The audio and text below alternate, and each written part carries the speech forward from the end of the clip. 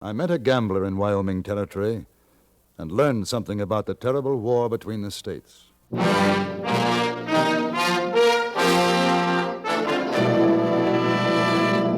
Frontier Gentlemen.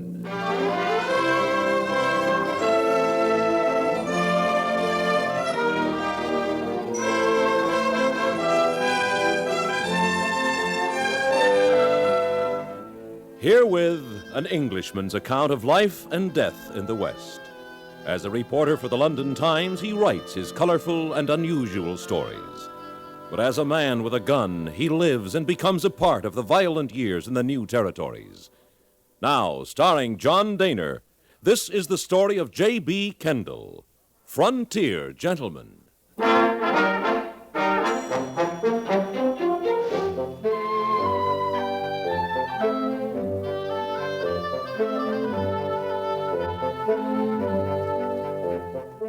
When I returned to Cheyenne in Wyoming Territory, I found that a new and thriving establishment had opened during my absence.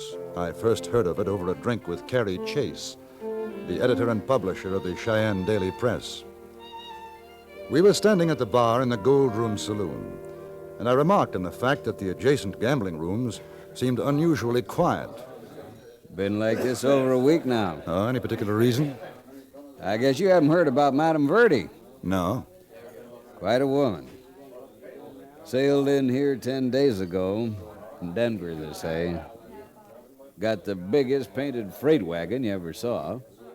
And some kind of a omnibus for her to travel in. Well, I tell you, no lady's boudoir was ever decked out any better. And is she a medicine woman? Oh, no. Gambling. Set herself up near the depot. Got a big tent. Roulette, faro, anything you name. Brought in her own dealers, case keepers, spindlemen. Day after she arrived, posters went up all over town. And since then, well, the local boys aren't very happy about it. Taking all their business, huh? Just about. What sort of woman is she? I tried to get an interview. Not much luck. Doesn't like to talk about herself. But I tell you, there's a story there. I'd like to get it.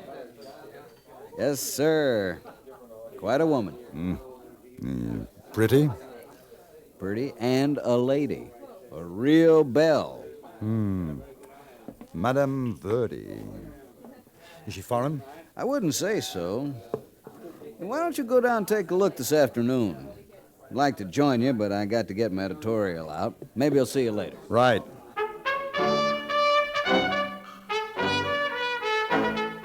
I found the tent, a huge affair, 100 yards or so from the railroad depot.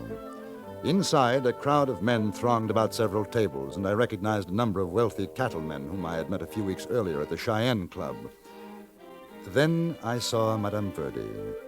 She was rather small, quite lovely, wearing a very simple white and gold gown which set off her long, jet-black hair. The effect was striking, as I was sure it was meant to be. She sat behind a small table dealing a game called 21. As I approached, she looked up, caught my eye for a moment, then returned to the game. I stood watching. Cards? You can hit me again, ma'am. Oh, that's just fine. You, sir? I stand. Pay 21.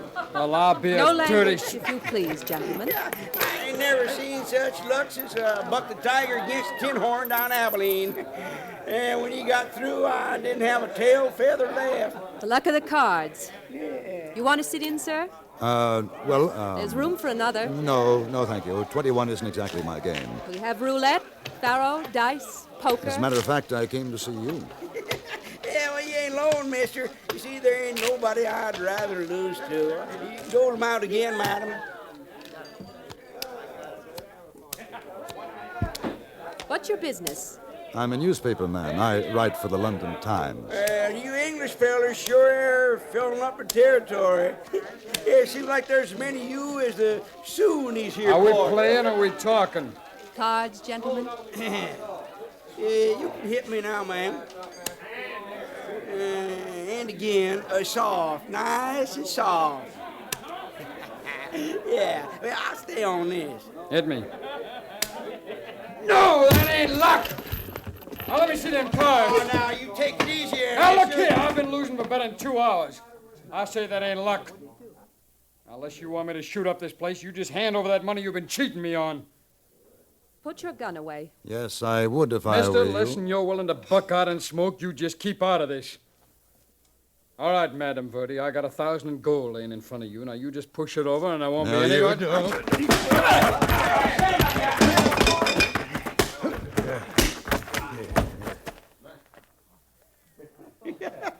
Yeah, now, mister, you know, for an Englishman, you got a real likely fist there.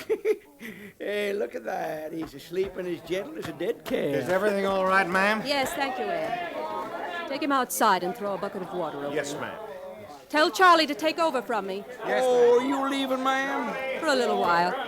Well, I'll be a-waiting for you. Still got a ways to go before I'm cleaned out. Perhaps you'll let me stand you a drink, sir. No, thank you. It's a little early for me. I'm grateful for what you did just now, but really it wasn't necessary. He never would have left the tent alive. My boys are always on the watch for things like that. I didn't know. What do they call you? Kendall, J.B. Kendall. Will you come over to my place, Mr. Kendall? It's quieter.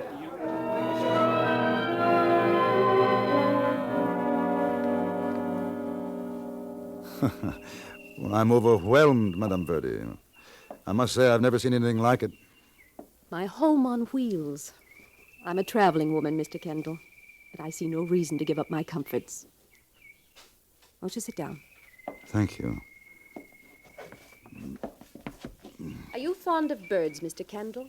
I don't think I've ever thought of it one way or the other. This is my pet, Trinket. She's been with me for 3 years now. I don't usually talk to newspaper men. So I understand. Mr. Chase of the Cheyenne Press told me he didn't have much luck. Some newspaper men have been rather unkind. Well, I think that readers in England would be fascinated by you. What, for example, would fascinate them? The obvious. That a young and very pretty woman is running the most successful gambling establishment in Cheyenne. And that she bears the somewhat unusual name, Madame Verdi. It used to be Madame Vestal. That was in Denver. And before that? I was Mrs. Newt Hallett. My husband was an army surgeon. He died in Texas of yellow fever. Oh. After that, I tutored for a while at an Indian agency. Then I found that I possessed an uncommon skill with the cards. There now. You'll have my entire history. Or at least something to start with. Where were you born? I think that's one thing that I don't care to tell you. Where were you reared? And that's another. Does the sort of thing that happened before in the tent occur very often? No. Do men take advantage of you simply because you're a woman? To the contrary, I usually take advantage of that fact myself. With dire results, I have no doubt. Well, I imagine that you're not particularly popular at this moment with the gambling hall owners here in Cheyenne? I'm only interested in popularity, Mr. Kendall, when it fills my cash box. I stayed on for another 10 minutes odd and learned very little more beyond the fact that the full name she now used was Lurline Monteverdi. Highly theatrical, she knew, but felt it was part of her work. When I once again attempted to probe into her past, she excused herself rather abruptly and returned to the big gambling tent. I walked over to Carrie Chase's office and told him about the interview. It wasn't until later that I learned what was taking place at that same moment in a room behind the Silver Dollar Saloon. Several men were present, and their faces were grim. They were listening to the Silver Dollar's owner, a man named Jonas Root. Now, boys, I called this here meeting because we're all up against the same trouble. That trouble being one calico queen named Madame Verdi. Now, there ain't no call now for us to keep on trying to cut each other's throats to get customers for our places, because she's got 'em all. That's the way it sits. Now, boys, here's what I figure. What we need now is an association of gambling parlor owners, which association is made up of all of us here in this room. And we got a purpose, which purpose is to get rid of said calico queen named Madame Verdi. All right, now lay off your tongue oil, Jonas. We know that. You said you got it figured out how to do it. Now get on with it. Yeah, that's right. All right, I got it whipped, I think. Now, all of you may be wondering who this here fella is I got sitting by me. Yeah, well, who is He it? calls himself Jack Woolcott. Now, he's got something to say to you. Well, you see, it's this way. I just got robbed up to that Madame Verdi. She took me for 1,021, and when I caught her dealing off the bottom of the deck, she had her boys jump me. Yeah, well, they sure made a mess out of your face, mister. Well, I aim to make 'em pay for it. Now, fellas, we don't want no crooked gambling from no she-gouger in Cheyenne. And there's something else. I've been doing some inquiring these past days since you've been here. Now, I found out... Yes, sir, I found out something's going to get Fancy Nellie run plumb out of here. Jonas, will you haze the talk? Now, what do you know? Madame Verdi's real name was Belle Siddons. Belle Siddons? You mean Belle Siddons? Yeah, you know the name, Soapy.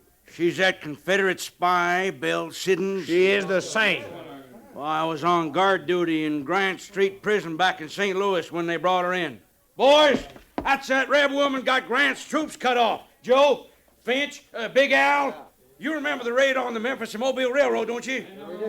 All right, now, I say that what we got to do is pay a call tonight on Madame Belle Siddons Verdi. And we'll ask her nice and polite to roll her wheels out of Cheyenne. Yeah, I agree, but supposing she says no? Well, then maybe we ain't so polite. Maybe then we take her out riding under a cottonwood limb.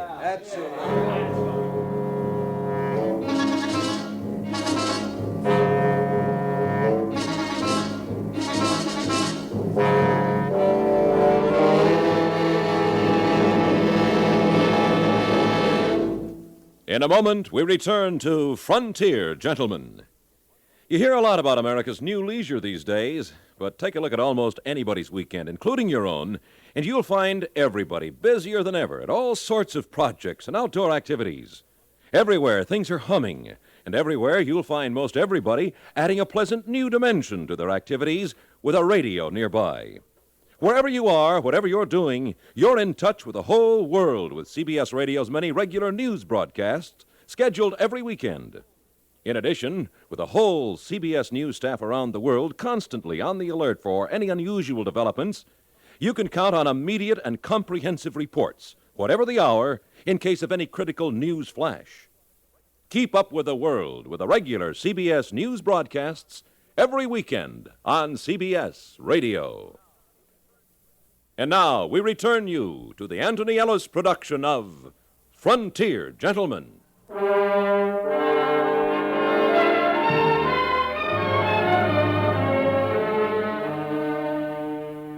Neither Chase nor I had any idea what was brewing among the members of the newly formed Association of Gambling Parlor Owners.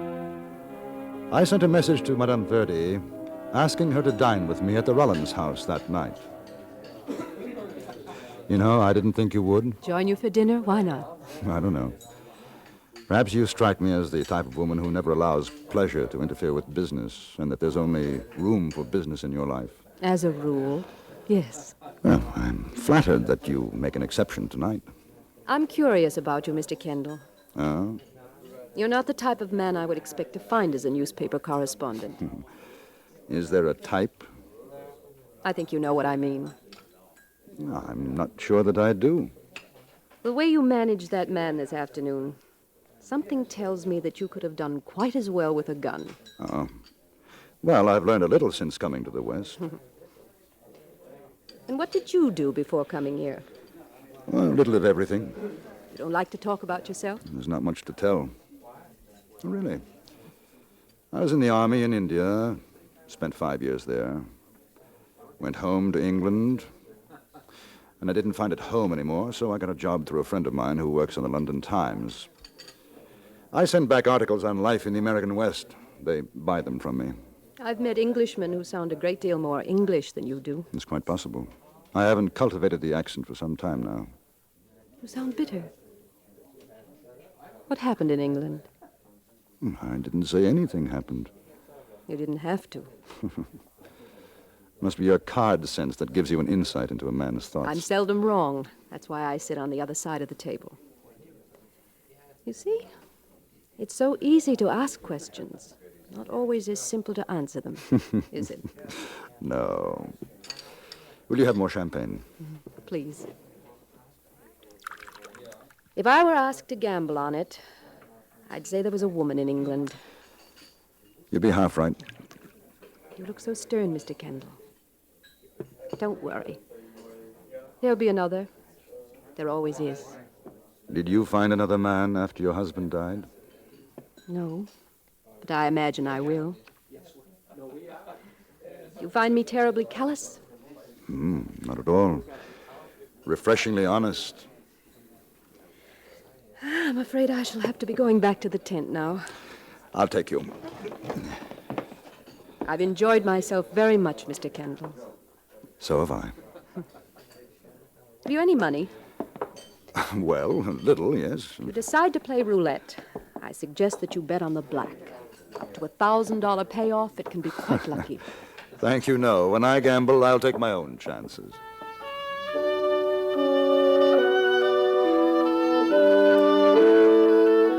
It was a fine evening, and instead of taking the carriage she had hired, we walked toward her place. Neither of us spoke much. We had come to the end of the street when we saw the group of men waiting outside the big tent. They turned as we approached and walked toward us. I felt a sinking sensation in my stomach as I recognized one of them, the man I had hit that afternoon. All of them were armed. Good evening, Madam Verdi. Good evening, gentlemen. Waiting to try your luck with me?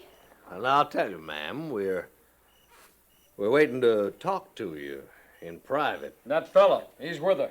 He's one of them that pistol whipped me. He's a shill. Let's go inside the tent, gentlemen. I'll buy you a drink. No, we'll do our talking out here. Jason, will you get on with it? And, ma'am, we represent the Cheyenne Association of Gambling Parlor Owners. You ain't a member. No, I'm not. And we got a complaint that you're not running your games clean. The association don't like that.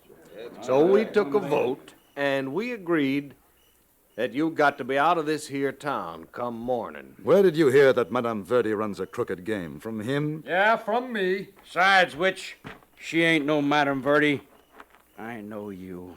Maybe you don't remember me, but I seen you, Belle Siddons, when they brought you to the St. Louis prison in chains. We don't want no Confederate spies in Cheyenne. I don't know anything about that, but she wasn't cheating. Your friend here decided he couldn't afford to lose anymore, so he drew his gun on the lady and tried to get it back. I hit him. That's all there was to it. You're a liar. And if I don't choose to leave? You ain't got no choice, Belle. You get, or you're gonna find yourself looking through cottonwood leaves, which is what should have happened to you anyway. That's the way we handle your kind around here. There won't be any need for that. Miss Siddons is going to be sensible, ain't you, ma'am? There's a lot of folks in Cheyenne might not take kindly to you being a Confederate spy and everything. Might even take matters out of our hands if they found out.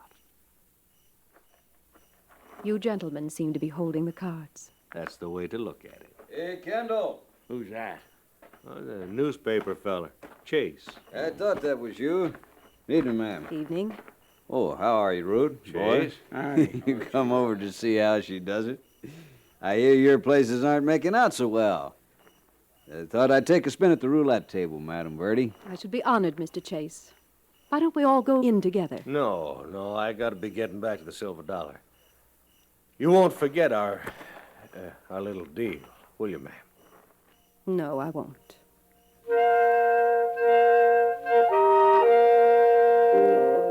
We went into the tent. She was tight-lipped, pale.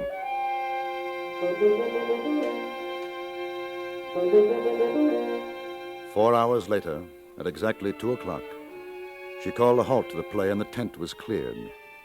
Chase, flushed with whiskey he had taken and the $100 he had won, joined me at her table. A fine evening, ma'am. You're a credit to Cheyenne. You run a square game, and I'm going to say so in my next editorial. Thank you, Mr. Chase, but you needn't bother. I'm leaving in the morning. Oh, now you can't do that. I'll be heading for Deadwood.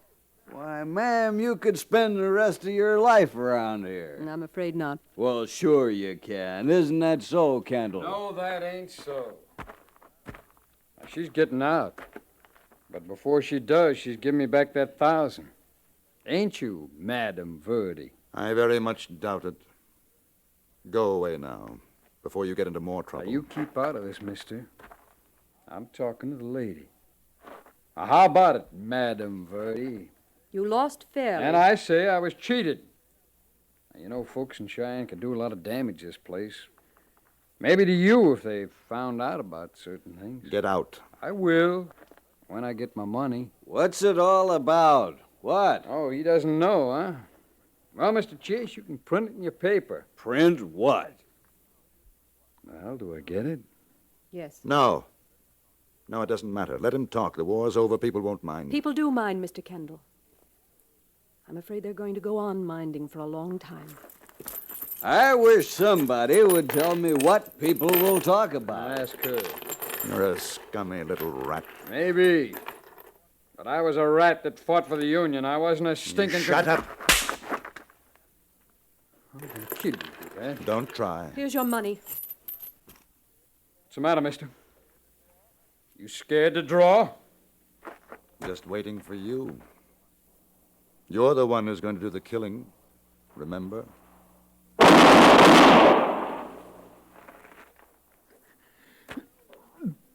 Bell City. Dirty, stinking Confederate spy.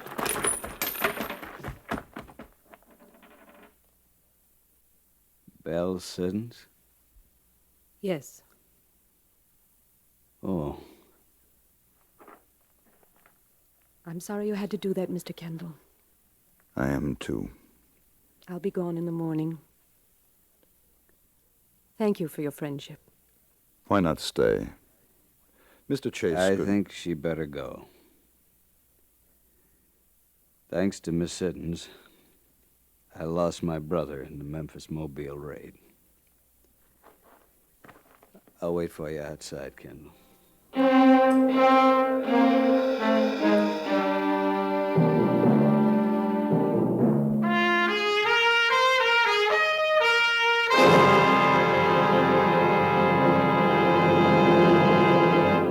Frontier Gentleman was written, produced, and directed by Antony Ellis and stars John Dehner as J.B. Kendall. Featured in the cast were Jeannie Bates, Lawrence Dobkin, Stacey Harris, Harry Bartell, and Jack Crucian.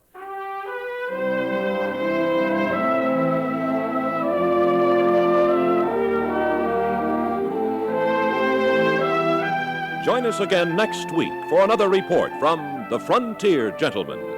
Bud Sewell speaking.